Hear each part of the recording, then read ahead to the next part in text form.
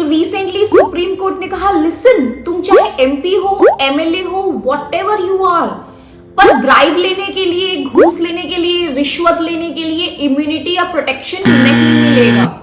मतलब आप पैसे कैसे ही ले सकते हो यार? आप क्या कहना चाह रहे हो कि आप पैसे भी लो, घूस लो और आपको कुछ होगा भी नहीं, आप अरेस्ट भी नहीं होगे, प्रोसिक्यूट भी नहीं होगे? साउंड स्ट्रेंज ना?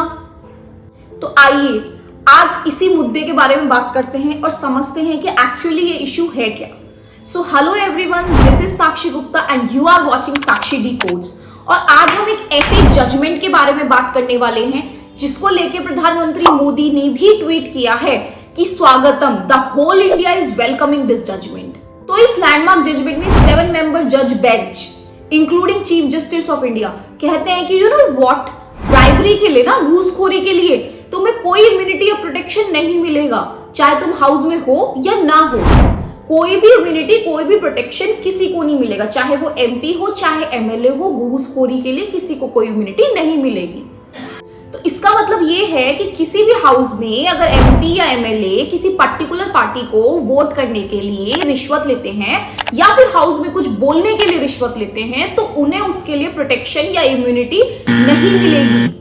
अब हम में से बहुत लोग ये सोच रहे होंगे कि आखिर ये चल क्या रहा है, मतलब एमपी और एमएलए को घूस लेने के लिए रिश्वत मिलती है?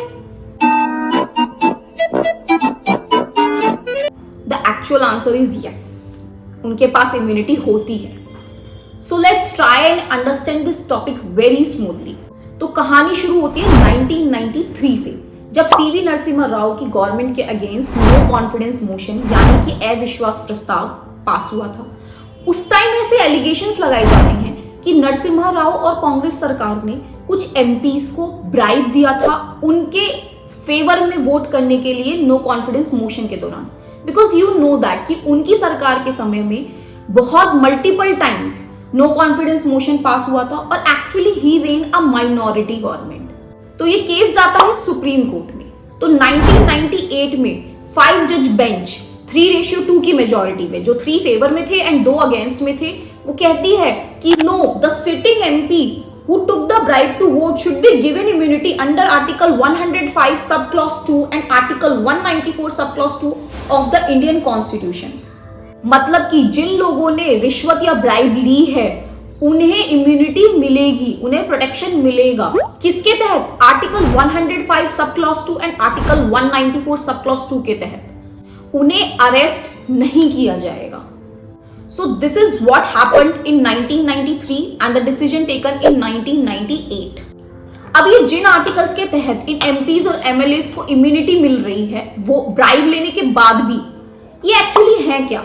Let me quote these articles for you and let's try to understand this very clearly। Article 105 subclause 2 confers on member of parliament's immunity from prosecution in respect of anything said or anything vote given by them in the parliament or any parliamentary committee। And Article 194 subclause 2 grants similar protection to the member of legislative assemblies। ये articles MP या MLA को कहते हैं कि हम आपको immunity देंगे। किसके तहत? आपने जो भी हाउस में कहा है या जिसको भी आपने हाउस में वोट दिया है उसके तहत आपको प्रोसिक्यूशन से इम्यूनिटी मिलेगी। आर्टिकल 105 सबक्लॉज 2 के तहत एमपीज को इम्यूनिटी मिलती है प्रोसिक्यूशन से और आर्टिकल 194 सबक्लॉज 2 के तहत एमएलए को इम्यूनिटी मिलती है। Now there is one more thing in 1998 judgement that कि अगर कोई सिटिंग एमपी किसी पर्टिकुलर पार्टी को वोट करने के लिए ब्राइब लेता है एंड वो उसे वोट कर देता है, इट्स परफेक्टली फाइन, कुछ नहीं होगा, very good. But one more thing very important is, अगर उसने ब्राइब ली वोट करने के लिए पार्टी को बट उसने उसे वोट नहीं किया तो ही विल बी प्रोसिक्यूटेड, उसके अगेंस्ट केस चलेगा। मतलब एंड ऑफ द डे क्या है ना, मतलब आपने ब्राइब ली, वोट दिया, perfectly fine, you are in due. Bribe लिया पर वोट नहीं दी उस पर्टिकुलर पर्सन को, then you will be prosecuted. तो ये था 1998 का जजमेंट। अब आगे बढ़ते हैं। ये केस फिर से 2012 में सुप्रीम कोर्ट पहुंचता है रिकंसिडरेशन के लिए।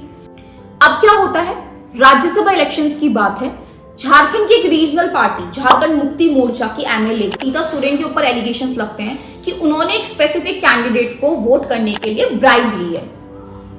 तब सीता सोरेन ये पीवी नरसिम्हा राव वाले केस का हवाला देती है कि इस इन्वेस्टिगेशन को बंद कर दिया जाए, पर 2014 में झारखंड हाईकोर्ट इसे बंद करने को लेके मना कर देती है। तब वो सुप्रीम कोर्ट पहुंचती हैं।